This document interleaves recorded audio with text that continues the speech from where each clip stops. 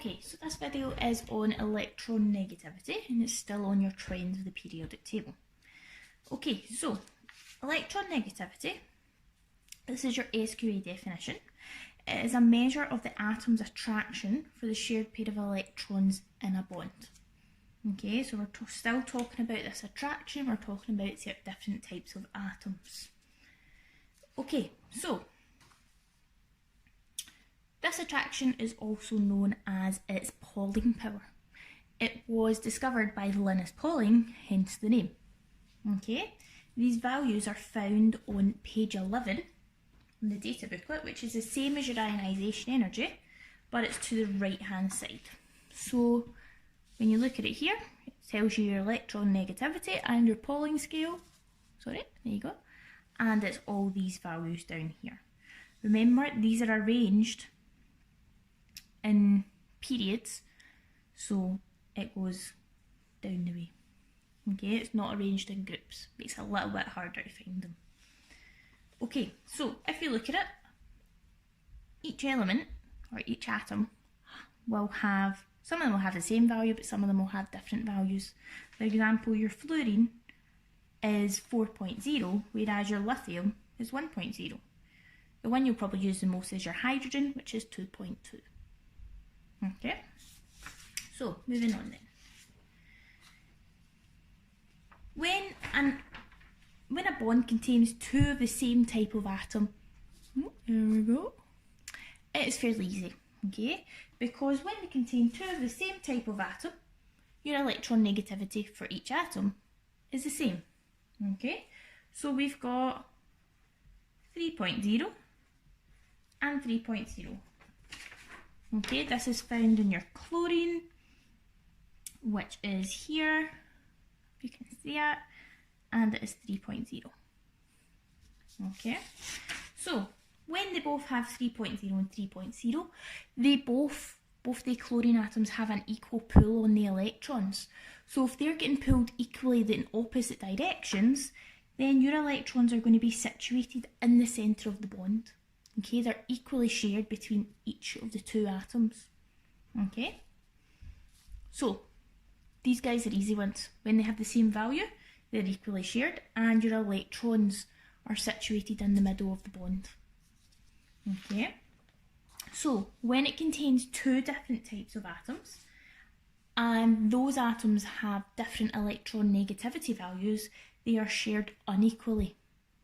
Okay, for example, your HCl, your H again is 2.2, so we're going to put 2.2 there, and your Cl, like the last time, is 3, it's 3.0, so in actual fact here, chlorine has a larger value, so it's going to have a bigger pull on the electrons.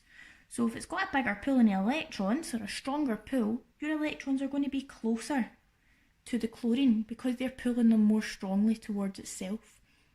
Okay, this is where your bond becomes a little bit different. Okay, so when the electrons are shared unequally, because they are pulled to one certain side, it means that they are each atom in it is partially charged. So we've said that your chlorine has a larger pull on the electrons than your hydrogen, because your chlorine has a larger electron negativity value. So if your chlorine has a larger pull, your electrons are going to be closer towards the chlorine because they're pulling them closer. Okay? When they're pulling them closer, because remember your electrons are negatively charged, your chlorine is going to be partially negative. Okay? So it's going to be partially negative, and this wee sign, it looks like a little fish, you do that. Okay, it's called your delta. So we say that chlorine is delta negative, and if your chlorine is delta negative, the other one in the bond must be delta positive. Okay, you must always have counteracting partially charged atoms. Okay, so if one's delta negative, if one's partially negative, one of them's going to be partially positive. Okay, so your trends in the periodic table then. Okay, so I'll get the periodic table.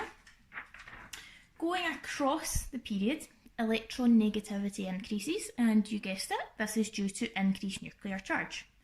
You've got a greater number of protons in the nucleus, which gives it a greater attraction for the bonding electrons. Okay, so the electrons are, you've got more attraction in the nucleus, so the electrons are pulled closer, there's more of an attraction, and we know that to break something, if it has a high attraction, it has a high amount of energy needed to break it. Okay, so going across the periodic table, your electron negativity values increase. Okay, which means going down a group in the periodic table, your electron negativity values decrease. And again, you guessed it, is because of increased shielding. Okay, the atoms have a bigger radius, which means your outer electrons are further away from the nucleus.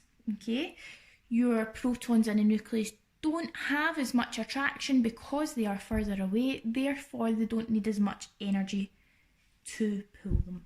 Okay, so your electrons, due to your electrons being further away, there is a decrease of the attraction.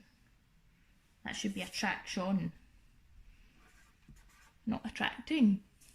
Okay, so some examples of this then. Okay, there is some questions that you will get in the higher, and it will ask you where the electrons are situated in a bond, or what atom in a bond is positively charged, or partially positively charged, or partially negative. Okay, so some examples of this. So we've got 3 examples. We've got carbon to hydrogen bond, silicon to fluorine bond, and hydrogen to bromine bond. If you notice, all these bonds are covalent. Okay, so when we're looking at this then, going back to your values in your period, in your data booklet, remember this is page 11. Okay, so your carbon has a value of 2.5 and your hydrogen has a value of 2.2. Okay, even though there's not much of a difference, your carbon ever so slightly has a greater pull on these electrons in the bond, which means it's going to pull it closer to itself. Okay, when the electrons are closer to the carbon is going to be partially negative, delta negative. Okay, because remember these electrons are negatively charged, and if the chlorine is pulling them towards itself in the bond, your carbon is going to be negative, partially negative. Okay, you've got your hydrogen then. Remember, in a bond we must have, if we've got one partially charged atom, we need another one. So this one's going to be partially positive. Okay, so we've got a delta negative and a delta positive. Silicon then, doing exactly the same. So on our table, silicon has a value of 1.9. Okay, so 1.9 is your silicon, and your fluorine, this is highly electron negative because it is to the right of the periodic table. Remember, as you go across a period, your electron negativity increases, so you've got a value of 4.0. Okay, here there's quite a large difference, and you can see that your fluorine will attract the electrons more so than the silicon, so your electrons are going to be towards the fluorine side of the bond. Okay, when your electrons are further towards one side, it makes that partially negative, delta negative, which makes this one delta positive. Okay, and doing the exact same for the last one then, your hydrogen, as we've put up here, is 2.2, and your bromine, back onto the table, is 2.8. Okay, so there's 0.6 of a difference here. So again, 2.8 is a larger value, which means your bromine is going to pull those electrons closer to itself and make itself delta negative. Okay, which means your hydrogen is going to be delta positive. Okay.